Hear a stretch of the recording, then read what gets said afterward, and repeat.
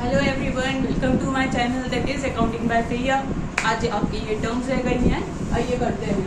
Trade receivable ma'am किसे बोलेंगे? देखिए, हमने ट्रेड टेबल्स में क्या पढ़ा था, जो गुड्स हम खरीदते हैं और जो सर्विसेज देते हैं उसमें जो हमें अमाउंट पे करना होता है बाहर वालों को, उसको बोलते हैं हम ट्रेड टेबल्स। इसमें जो है हमने जो रिसीव करना है, हम गुड्स बेचेंगे, सर्विसेज देंगे तो हम रिसीव ही करेंगे ना, तो वो हो जाता है हमारा ट्रेड रिसीवेबल।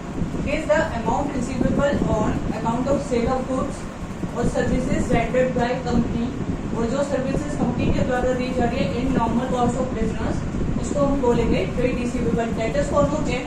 हमने पीछे पढ़ा था डेटर कौन होते हैं, बैड डेट्स में पढ़ा था ना आप लोगों ने, डेटर पढ़ाया था मैंने। डेटर्स कौन होते हैं? डेटर्स जिनसे पैसा लेना होता है वो होते हैं आपके डेटर, याद है ना। अब क्रेडिटर में हमने क्या पढ़ा, जिनके पैसे देने होते हैं हमें, हम भी क्रेडिटर बन जाते हैं, तो वो हम हो जाते हैं उस टाइम क्रेडिटर। अब इसमें हम डेटर पढ़ रहे हैं तो जिनसे पैसे लेने होते हैं। अब हम मान लीजिए हमारी मार्केट में, हमारी मतलब बिजनेस में हमने जिसे हमने अपने सामान बेचा है, कस्टमर को सामान बेचा है, तो वो उधार पे होगी, तो वो हमारा डेटर ही होगा ना, तो उसको हम बोलेंगे डेटर। ठीक है, इट रिप्रेजेंट दोज पर्सन और फर्म, ये वो पर्सन या फर्म होते हैं, फर्म मतलब बिजनेस होता है, तो home goods have been sold मतलब जिन्हें जो है सामान बेचा जाता है, और सर्विसेज जो है उसको दी जाती है उधार पर, और जिससे पेमेंट जो है रिसीव नहीं करी गई है, मतलब जिससे पेमेंट नहीं ली गई है, क्योंकि उधार पे बेचा है तो पेमेंट कहाँ से दोगे, उसको हम बोलते हैं डेटर, जिससे पैसा लेना है। नेक्स्ट आता है बिल रिसीवेबल। बिल रिसीवेबल जो होता है मतलब ये एक बिल होता है, आपको दे दिया जाता है कि हाँ, मतलब जैसे मैंने अपने किसी कस्टमर को दे दिया कि हाँ ये तुमसे हम साइन करवा रहे हो, 3 मंथ्स के अंदर अंदर हमें पेमेंट चाहिए ही चाहिए, तो ये हो जाता है आपका बिल रिसीवेबल। और डेटर होता है जिससे पैसे लेना होता है।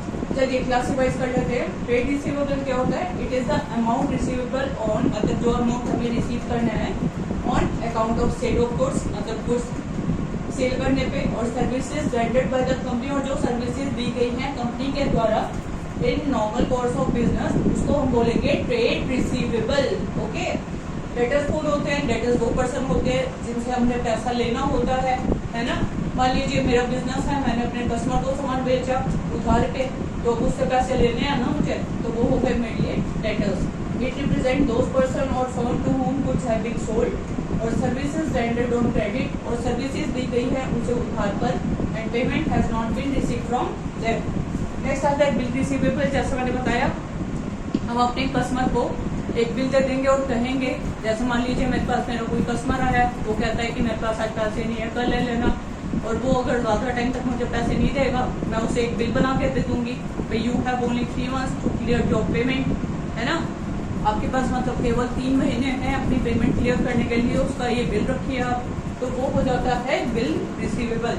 A bill of exchange becomes bill receivable for the person who draws it and get it back after its acceptance from the drawee.